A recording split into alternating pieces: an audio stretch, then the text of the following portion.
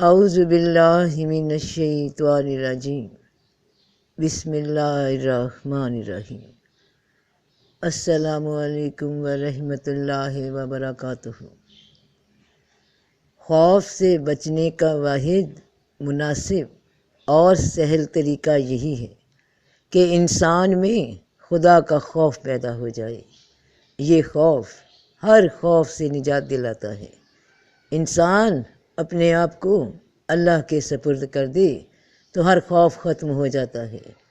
اگر منشائے الہی کو مان لیا جائے تو نہ زندگی کا خوف رہتا ہے، نہ موت کا، نہ امیری کا، نہ غریبی کا، نہ عزت کی تمنا، نہ ذلت کا ڈر۔ یہ سب اس کے انداز ہیں۔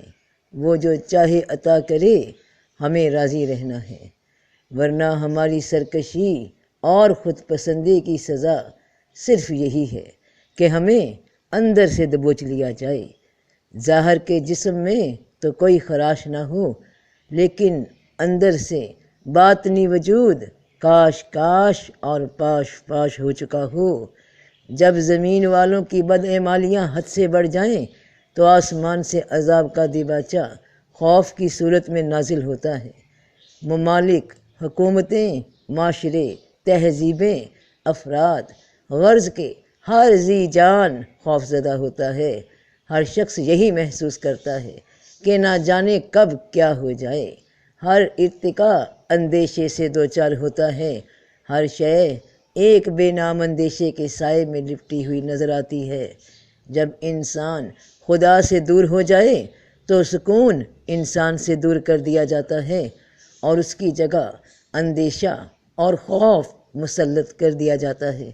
جب زندگی اپنی افادیت، معنویت اور تقدس کھو دے تو نتیجہ خوف کے علاوہ کیا ہو سکتا ہے؟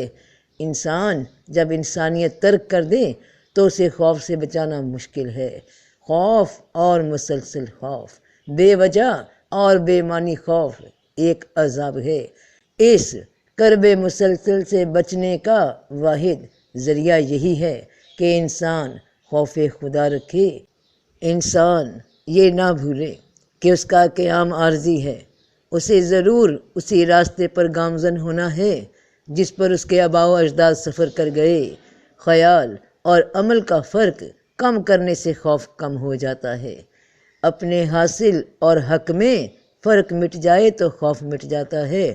خوف کسی غلطی، کسی غفلت، کسی گناہ اور کسی جرم کی یاد ہی کا نام ہے۔ خوف خود کوئی شے نہیں، یہ صرف نشاندہی ہے کسی ناروا عمل کی، کسی نامناسب رویے کا نتیجہ ہے۔ خوف زدہ انسان اول تو کوئی فیصلہ نہیں کر سکتا، اور اگر فیصلہ کر بھی لے تو غلط فیصلہ کر جاتا ہے۔ خوف اعصاب شکن بیماری ہے۔ اس سے انسان کی تمام فکری صلاحیتیں سلب ہو جاتی ہیں اور اس کی شخصیت ریزہ ریزہ ہو جاتی ہے۔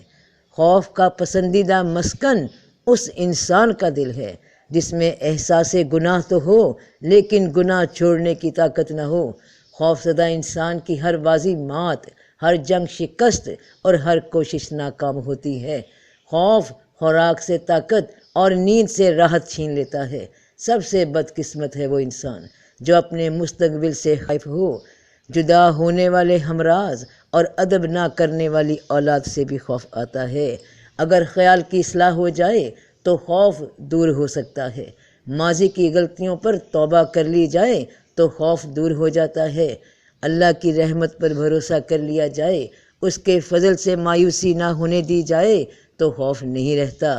کوئی رات ایسی نہیں جو ختم نہ ہوئی ہو، کہ کوئی غلطی ایسی نہیں جو معاف نہ کی جا سکے، کوئی انسان ایسا نہیں جس پر رحمت کے دروازے بند ہوں۔ رحم کرنے والے کا کام ہی یہی ہے کہ رحم کرے۔ رحم اس فضل کو کہتے ہیں جو انسانوں پر ان کی خامیوں کے باوجود کیا جائے، اور یہ رحم ہوتا ہی رہتا ہے۔ کسی کو خوف زدہ نہ کیا جائے تو خوف کا عذاب ٹل جاتا ہے۔ دعا سے خوف دور ہوتا ہے، اور دعا کا حاصل اور اس کا ما حاصل ہی یہی ہے کہ یہ ہمیں ہمارے خوف سے نجات دلاتی ہے۔ تو سب کا بھلا، سب کی خیر، جیتے رہو بہن بھائیوں بیٹے بیٹیوں، فی امان اللہ۔